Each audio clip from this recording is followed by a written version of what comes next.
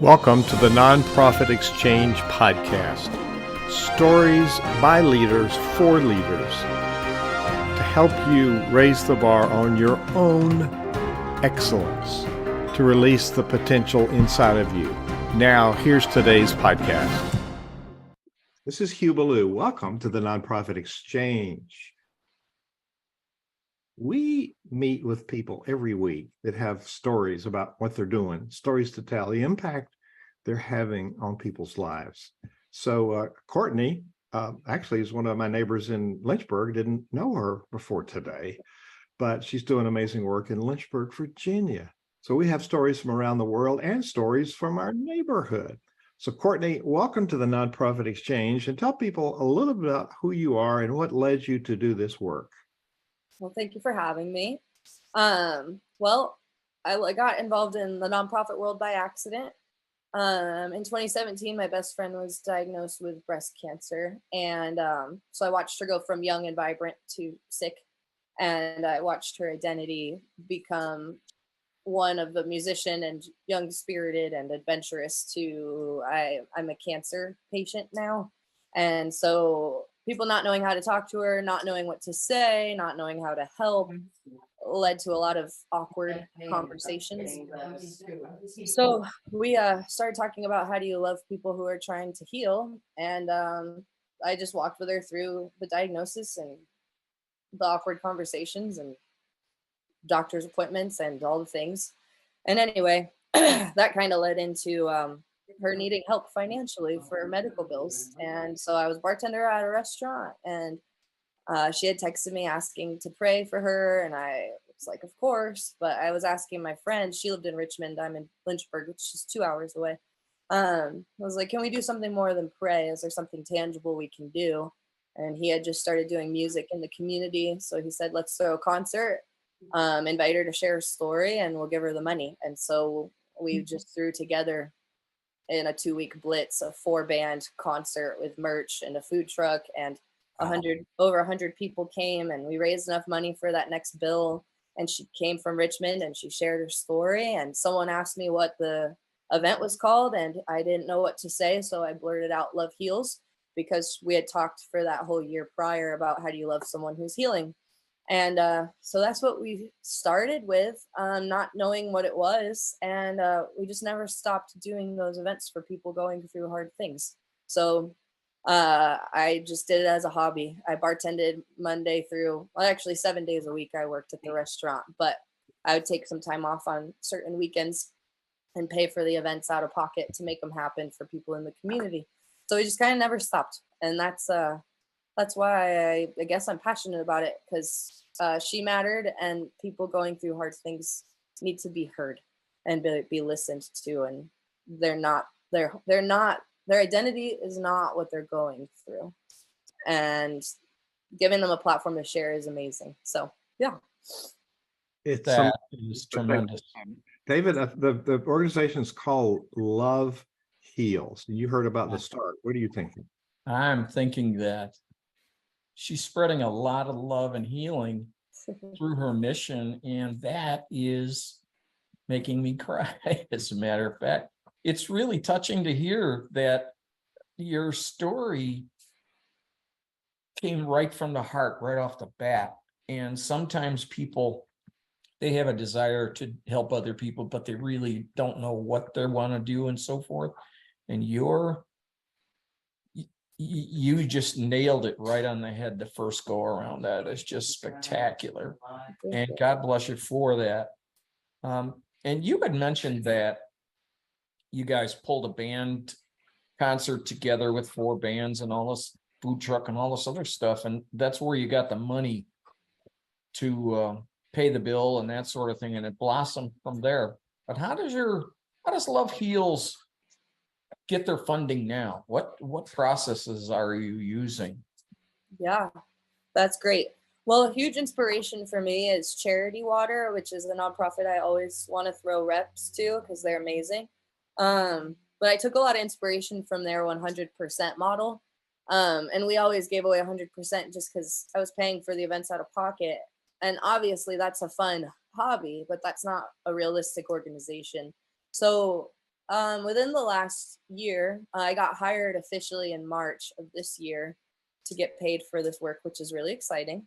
And we have taken on a similar model to Charity Water. So we have 3 funds. We have an operations fund, a program fund, and a beneficiary fund. And we still have kept that 100% model. So our operations are a fixed cost, which is obviously my salary, legal fees, attorneys, all of the things that you have to run a nonprofit, that you literally can't skip out on. That comes through monthly donors and monthly supporters who believe in the mission and believe in coming alongside me and us as a ministry to see us continue doing this. That our program fund, that event, that concert I was talking about, that's a big vehicle for us for raising money for our beneficiaries. And so obviously a band and a venue and sound and food for the volunteers all cost money. We also do custom merch that costs money. We have to pay for the shirt design and the t-shirt itself, and we sell it on behalf of the beneficiaries. And then we also do this thing called Adventures with Purpose, where we take favorite activities like bike rides or polar plunges or kickball tournaments, and then we give 100% of that we get the whole community involved in the fundraising process. So the cost of all those events comes through our program fund, and that's through local sponsors. And a program fund can be as big or as small as we want the event to be. So that's how we cover the cost of our events, so that we can continue to do 100% to our beneficiaries. So that's our business model as it stands. And we're open to changing it to make it more successful and help more people, but it's worked for us so far. Beautiful. When did you start? Unofficially in 2018, officially hired in March of this year, 2023. Oh, you're brand new. Brand new. Yeah, we've done, like I said, as a hobby, we've helped 5 people with our biggest event. We went out to Southern California and did a 300-mile bike ride through California and a concert in Los Angeles. And we raised $17,000 for a girl with breast, bone, liver, and spleen cancer. So that's when we realized maybe this thing can actually scale. So I drained my bank account to go do that and make it happen. But yeah, 2022, I needed to work again to build back up. So we've been doing it, but this is our first year really doing it as an organization. Beautiful. Out of the thousands of people that are hear this from now on, probably every single nonprofit leader is struggling with funding. Mm-hmm. You gave people an inspiration. Break out of your bubble. And, we have these limits on ourselves of that. Mm-hmm. I don't want to ask people for money. Mm-hmm. That's not what we're doing, is it? We're giving people a chance to step up and make a difference, aren't we? Yeah, absolutely. And it's hard. It was hard for me to ask for my own funding. But once I realized, I matter and I care, I need to value myself if I value other people. And I think everyone doing good work should be paid for it. So we want to we're small potatoes right now, but I want to pay people what they're worth. I don't want to have to always nickel and dime everybody, because we should be paid a fair wages. So I need to take that mentality on for myself as well, and not just expect everyone else to also take it. And once I learned too that paying me and giving me the ability to not have to work all the side jobs that I've worked, cleaning houses, catering, bartending, working events, I can now just focus on building it. That is going to help us help more people. And that makes the ask so much different when you see where you're going and how you can get there. It doesn't feel selfish, I guess, where it might have before. It's like you said, there's a good business model. And the problem that David and I see a lot is nonprofit leaders don't think in terms of a business model. Mm-hmm. And in fact, it is a business. It's a tax exempt for purpose business. You're not here to make money, but golly gee, it takes money to do the kind of work we're doing. So absolutely, that's a profound reversal of what most people do. Most people get locked up. Oh, I wish we'd write a grant to take care of all this. Well, that's a one-time thing. It's not sustaining money. You can do special projects. And then, so you have a network of people who donate monthly. That's regular recurring revenue, and you can budget on that. So that circle, is it just where we live here, or is it around the country? Presently, mostly where we live. I have some connections in New York. That's where I'm from. And some of our board members help with the fundraising, and they have family in Kansas and North Carolina. We'd like to expand our network of funders. We could always use more monthly donors, but we're okay for right now, and we're hoping to grow it. But yeah, I mean, my goal for Love Heals is to be national and then international. So I hope that we can connect and build relationships with people all over, and they can see the value of what Love Heals has to bring and want to partner with us, not just our beneficiaries through like cancer bills and stuff like that. All right, speaking of beneficiaries, define what that means, and then how do you choose those? A beneficiary, we consider a partner. We don't look at our beneficiaries as charity cases, but they're the people who say yes to partnership with Love Heals. And their partnership looks like being willing to share their story with the audience. We don't control what they say or how they say it. We kind of treat it like a TED Talk. You have 20 minutes, and this is your time to shine, and share however you want. It's your time. And so in the middle of the concert, we sit everyone down, and that's when we bring forth the person who their concert ticket is supporting. So that's what a beneficiary is someone who's partnering with us to share their story. And right now, okay, there's 3 segments to how we've chosen. In the past, it was word of mouth and mutual connections that we heard about. We hear about a single mom with MS, with a son who's born legally blind. We do an event, we give her money for a new septic tank. It was pretty pure, I guess. Like no thought other than this person needs help. This year, it's been through partnership with the local church. I've felt really convicted over my own bitterness towards the local church.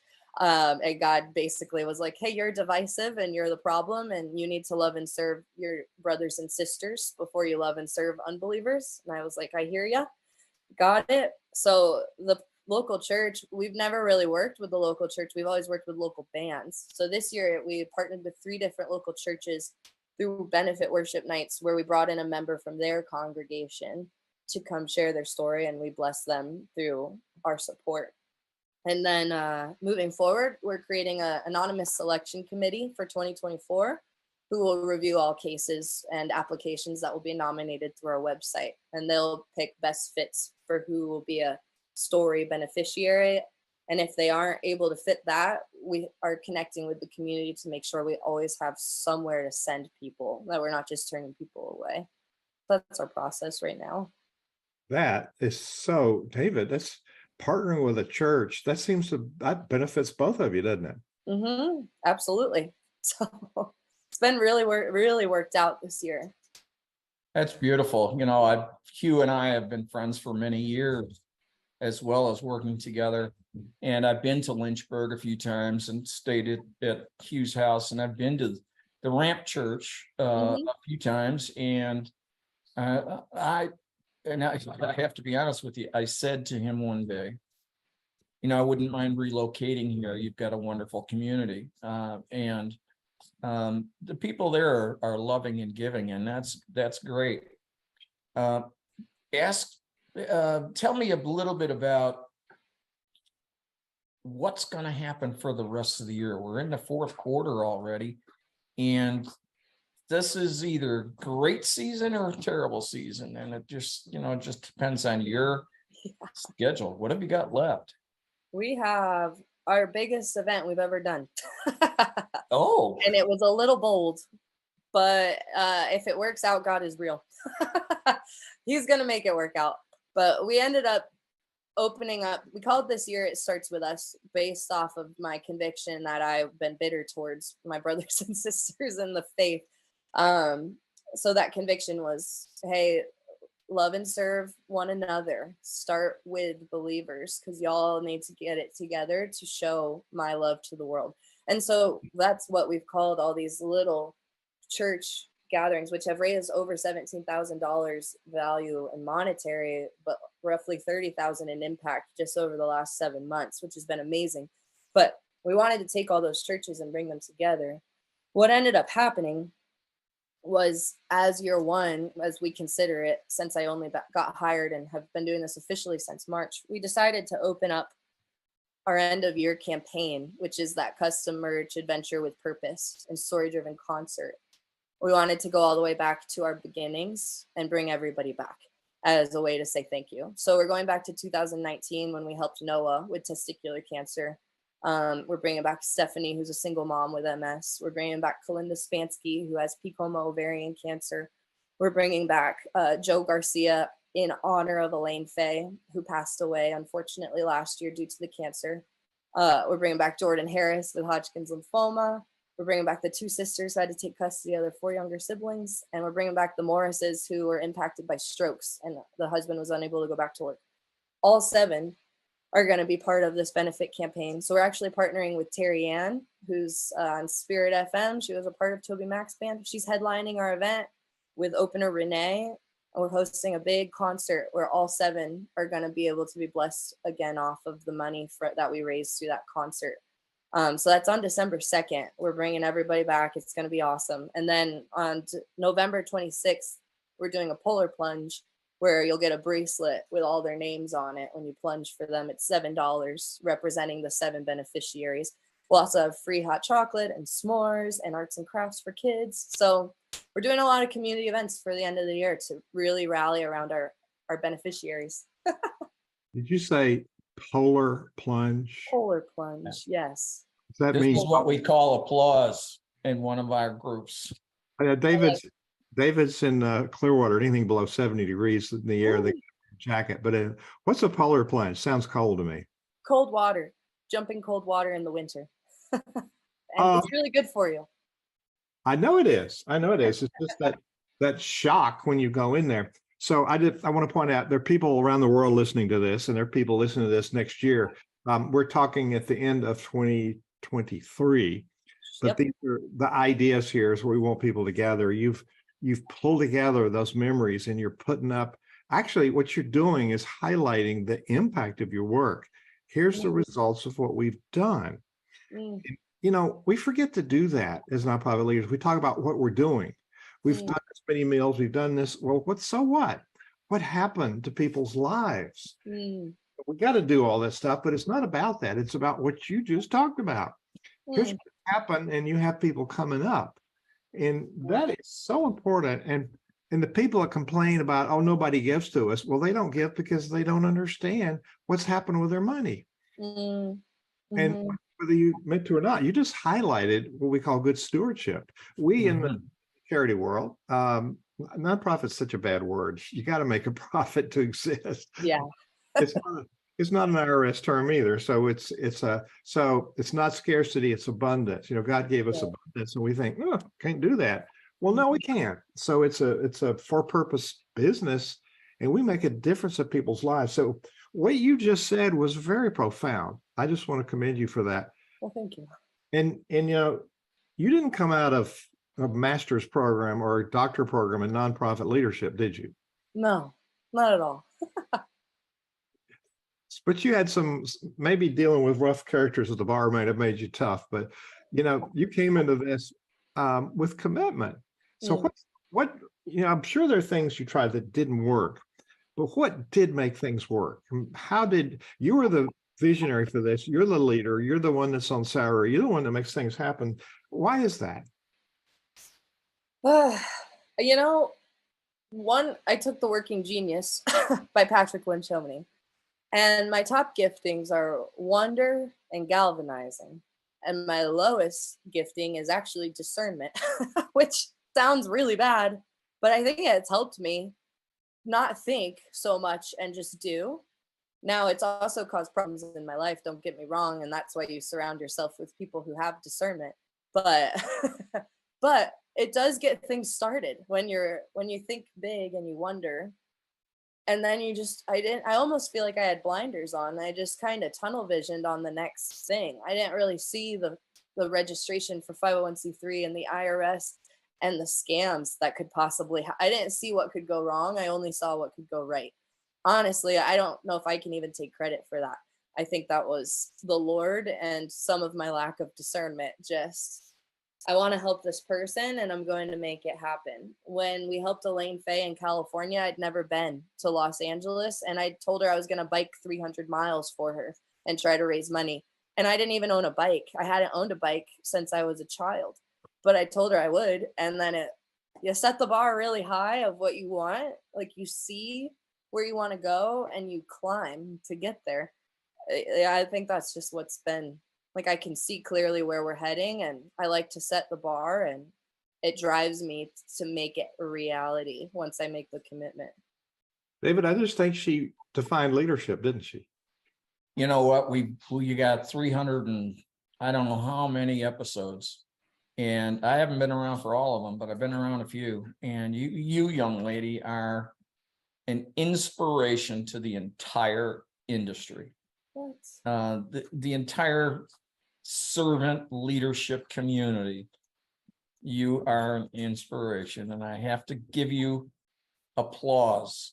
And so I will. This is the Zoom applause that we use. And 370, took us 8.5 years to get here. So we're here. And it was like, Courtney just filled in a slot. We had a cancellation today. I said, hey, you free tomorrow? She said, sure. So come on. And, the other piece, you were determined.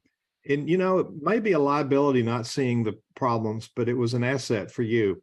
If you just say, no, let's do it, go for it. That was a gift, actually. And you also, what I'm gathering from what you've said, you surrounded yourself with really good people that were fundamentally on the same page as far as the mission of what you're doing. Mm-hmm. Yeah, I would not be where I am right now with like some of the best people. Like right now, I have a really core team of, there's 2 more that have been walking step in step with me, both gifted in discernment.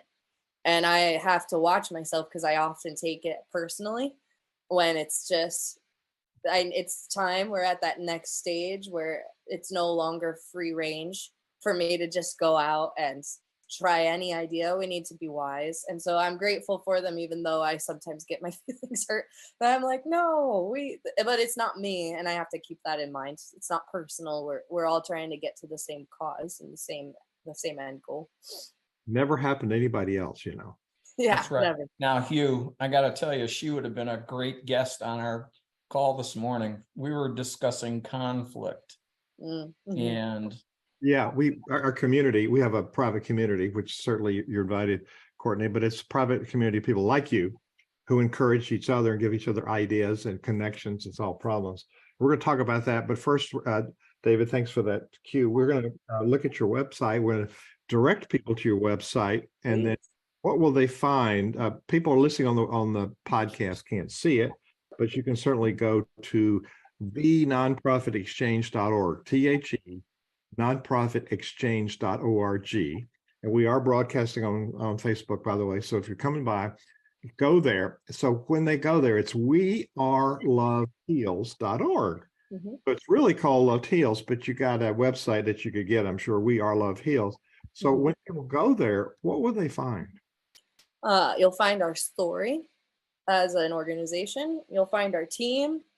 You'll find a promo video that's a smidge outdated. We're refilming it in November. You'll see our merch store. That's part of our earned income strategies for helping us fund these programs. Please go buy a shirt.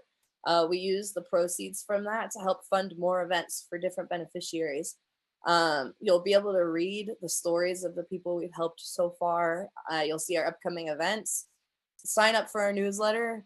And if you feel so led, please consider donating monthly as a supporter to our organization. It would be honestly super humbled and honored if anybody took up on that. I mean, even $9 a month is $100 a year, roughly. And we like to say, give 100 so we can give 100, because we want to keep giving away 100%. I don't want to ever have to take away from the events to cover our costs. So yeah, if you feel so led, I'd love to have your support.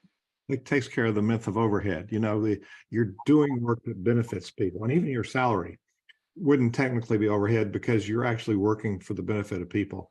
So, how do you classify it in accounting is the trick. So we're going to, boy, this time's gone away fast. So we're going to do a couple of sentences. We got to be brief. We're coming to the end, but a couple of sentences about our community. So David, one of the aspects of the community is some people get together every Tuesday and we share with each other and we have a topic. And I got to tell you, we have a subset of people that can come, and sometimes different people, and there's some regulars, but today our topic was conflict. And when we were in around the screen, David, every person had some wisdom to share, didn't they? I certainly did. And even though you've got your own mindset about, how you handle it, what happens when you do, how do you start unknowingly, so on. But yeah, you learn from each person's perspective, and it's phenomenal. And we always walk away more intelligent, more powerful than when we got there an hour before. So it's a wonderful thing, and you're welcome to come once. I would love if you to. like. Yeah. We'll invite you. So if anybody wants to come, you start by going to our free portal and just get acquainted with people. It's nonprofitcommunity.org, nonprofitcommunity.org. It's free. You can network with people, but there's a whole nother level, and you pay a little bit, and you get a whole lot of value, including those live sessions, including monthly workshops. We're going to do a workshop this month on delegation. That's not something people know how to do, and we end up overworking. So it inspired us. We could talk all day about this stuff, but what do you want to leave people with today? I think overall, I talking about it briefly earlier, but I do think it matters. Like, no act of kindness is too small. So do what you would do for the masses. If it got you a bunch of attention, it matters just as much if one person showed up. It always matters. So that's just a good heart check. It's something I try to keep in mind. Do for the one what you would do for 100. And I think it changes everything for you. What do you think, David? Great philosophy. Thank you for that. Yeah. Courtney Green, you've certainly got our attention today. You define leadership. You define, let's think how to get this done and get it done. Thank you for being our guest today on the Nonprofit Exchange. Thank you for having me. It was great talking to you guys. Thank you for watching the Nonprofit Exchange.